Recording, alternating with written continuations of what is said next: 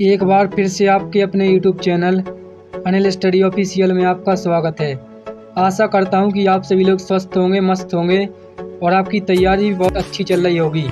नमस्कार दोस्तों, एक और एजुकेशनल वीडियो में आपका स्वागत है। आज हम IBPS क्लर्क रिक्वायरमेंट 2026 के बारे में पूरी जानकारी जानेंगे। तो चलिए जानते हैं।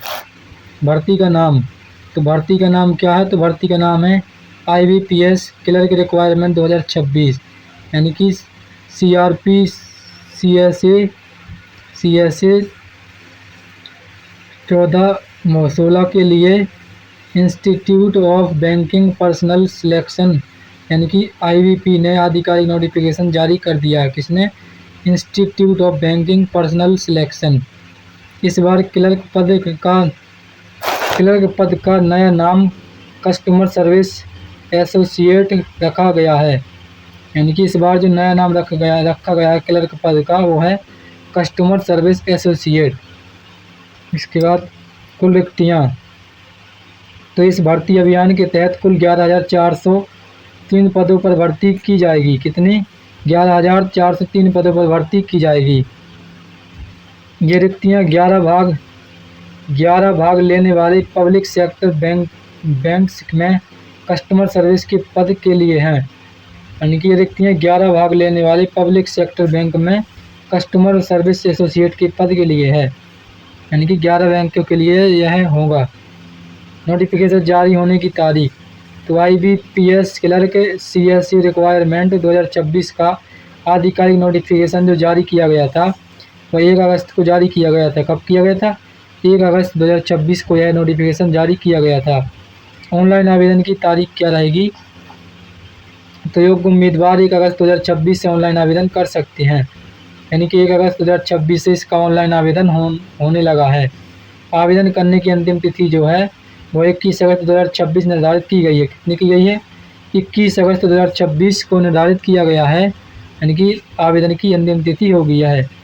इसलिए उम्मीदवारों को अंतिम तिथि का इंतजार किए बिना समय पर आवेदन कर देना चाहिए।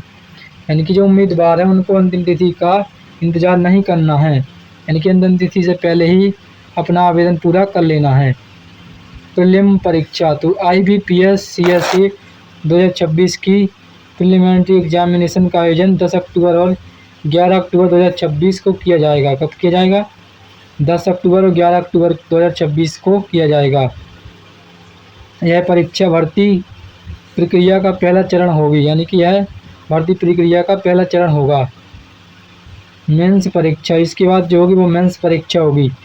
प्रीलिम में सफल उम्मीदवारों को मेन एग्जामिनेशन के लिए बुलाया जाएगा। यानी कि जो उम्मीदवार प्रीलिम में मतलब कि सफल हो जाएंगे तो उनको मेन एग्जामिनेशन के लिए बुलाया जाएगा। IBPS CSA 2026 की मेन परीक्षा 27 दिसंबर 2026 को आयोजित होने वाली है। कब आयोजित होगी मेन परीक्षा? तो जो मेन परीक्षा होगी वो 27 दिसंबर 2026 को आयोजित की जाएगी। अंतिम चयन और प्रोविजनल अलॉटमेंट कब होगा? तो मेन परीक्षा के बाद सफल उम्मीदवारों का प्रोविजनल अलॉटमेंट मार्च 2027 में किया जाएगा। कब किया जाएगा? मार्च 2027 में किया जाएगा। उम्मीदवारों को उनकी मेरिट, राज्य, UT और उपलब्ध पदों के आधार पर संबंधित बैंक में आवंटित किया जाएगा।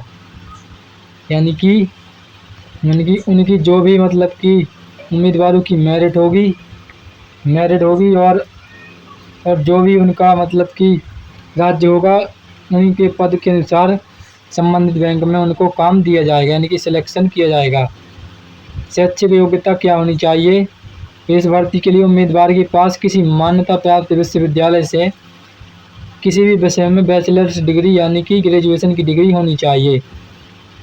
यानी कि इस भर्ती के लिए आपका ग्रेजुएट होना अनिवार्य होता है। अर्थात BA, BCom, BSc, BBA या किसी अन्य विषय से ग्रेजुएशन करने वाले उम्मीदवार आवेदन कर सकते हैं। यानी कि जिन्होंने ग्रेजुएशन किया है वह इसमें आवेदन कर सकते हैं। नोटिफिकेशन में दी गई अन्य शर्तों को भी पूरा करना होगा। कंप्यूटर की जानकारी, उम्मीदवार के पास बेसिक कंप्यूटर लिटरेली होना ज़रूरी है। क्योंकि उनको कंप्यूटर की भी बेसिक जानकारी होनी चाहिए। बैंकिंग क्षेत्र में कंप्यूटर का काम करना होता है, इसलिए उम्मीदवारों से कंप्यूटर की सामान्य जानकारी अपेक्षित है। यानी कि उनको कंप्यूटर की जानकारी होना भी अनिवार्य होता है, क्योंकि उसमें कंप्यूटर का ही काम होता है।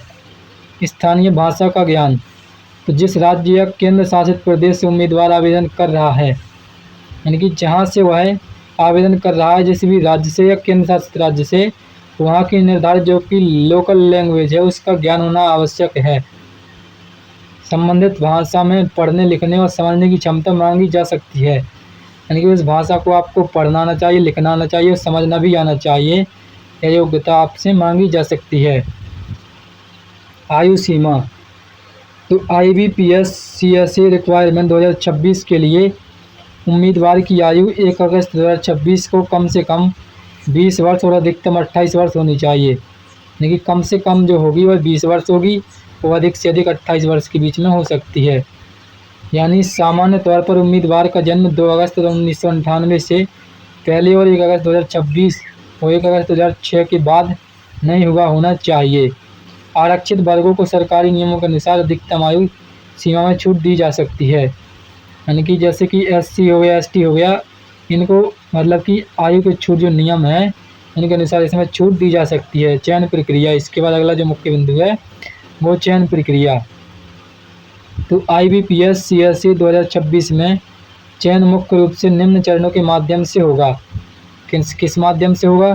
तो पहला चरण होगा वो प्रिलिमिनरी एग्जामिनेशन होगा, यह ऑब्जेक्टिव टाइप परीक्षा होगी, यानी कि ये जो होगा MCQ परीक्षा होगी।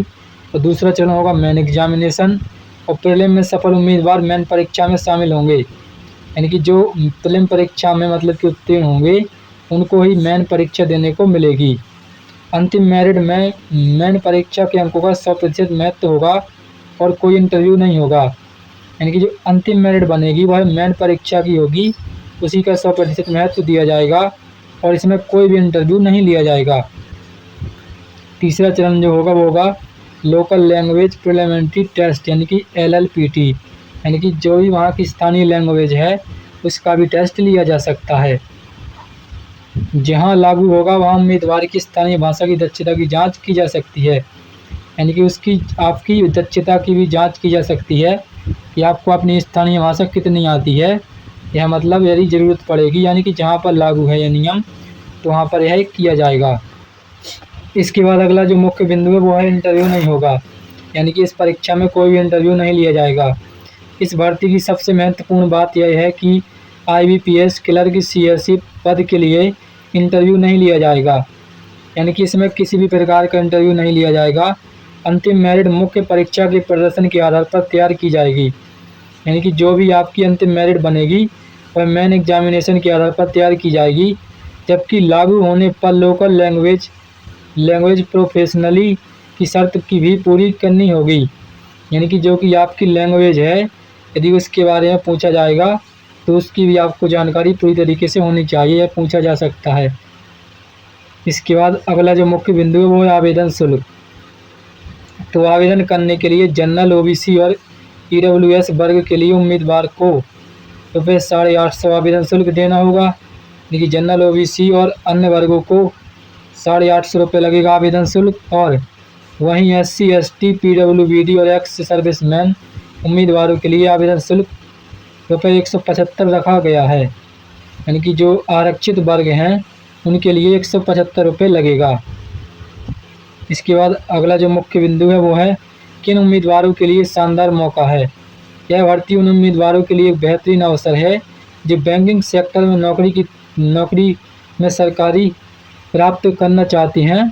खासकर ग्रेजुएशन कर चुके युवाओं के लिए 11,403 पदों की यह भर्ती महत्वपूर्ण अवसर है, यानी कि जो उम्मीदवार बैंकिंग सेक्टर में तैयारी कर रहे हैं उनके लिए सरकारी नौकरी पाने का एक सुनहरा मौका है, क्योंकि 11,403 पदों पर भर्ती आई हुई है और जिन्होंने ग्रेजुएशन कर लिया है और पहले से ये तैयारी कर रहे हैं तो उनके लिए यह भर्ती बहुत ही महत्वपूर्ण रहने वाली है। महत्वपूर्ण तारीखें एक नज़र में देख लेते हैं। तो नोटिफिकेशन जो जारी किया गया था वो किया गया था 1 अगस्त 2026 को। ऑनलाइन अप्लाई होगा वो भी 1 अगस्त 2026 से लेकर 21 अगस्त 2026 तक ऑनलाइन आवेदन किया जाएगा। और प्रीलिम एग्ज़ाम जो होगा वो 10 से लेकर 11 अक्टूबर 2026 तक होगा। और मेन एग्ज़ाम जो होगा वो होगा 27 दिसंबर 2026 को। और प्रोविजनल अलॉटमेंट होगा वो होगा मार्च 2027 को। और क्वालिफिकेशन होगी ग्रेजुएशन लेवल होना चाहिए। और एज लिमिट जो होगी वो न्यूनतम आयु होनी चाहिए 20 वर्ष और अधिकतम आयु हो सकती है 28 वर्ष। और फीस जो होगी वो होगी 100 मतलब कि 175 रुपये होगा SC/ST का। और जनरल OBC का जो होगा वो होगा 850 रुपये होगा। तो इसमें कोई भी इंटरव्यू नहीं होगा। नोट यानी कि यह जरूरी नोट्स जान लेते हैं। आवेदन करने से पहले IBPS की आधिकारिक वेबसाइट पर जारी विस्तृत नोटिफिकेशन को जरूर पढ़ें, क्योंकि राज्यवार रिक्तियां, भाषा, परीक्षा पैटर्न और अन्य शर्तों की अंतिम जानकारी आधिकारिक विज्ञापन में दी जाती हैं। यानी कि जो भी जानकारी है उससे पहले आप एक आधिकारिक वेबसाइट पर जाकर जो भी ऑफिशियल नोटिस दिया गया है उसको एक बार जरूर पढ़ लें, तो उसमें आपको सभी जानकारी मिल जाएगी। तो आशा करता हूँ कि आप सभी लोगों को यह जानकारी पसंद आई होगी। इसी प्रकार की बेस्ट एजुकेशनल वीडियो के लिए हमारे चैनल को सब्सक्राइब करें। तो वीडियो पसंद आया हो तो वीडियो को लाइक शेयर कमेंट करें। तब तक के लिए धन्यवाद। मिलते हैं नेक्स्ट वीडियो में।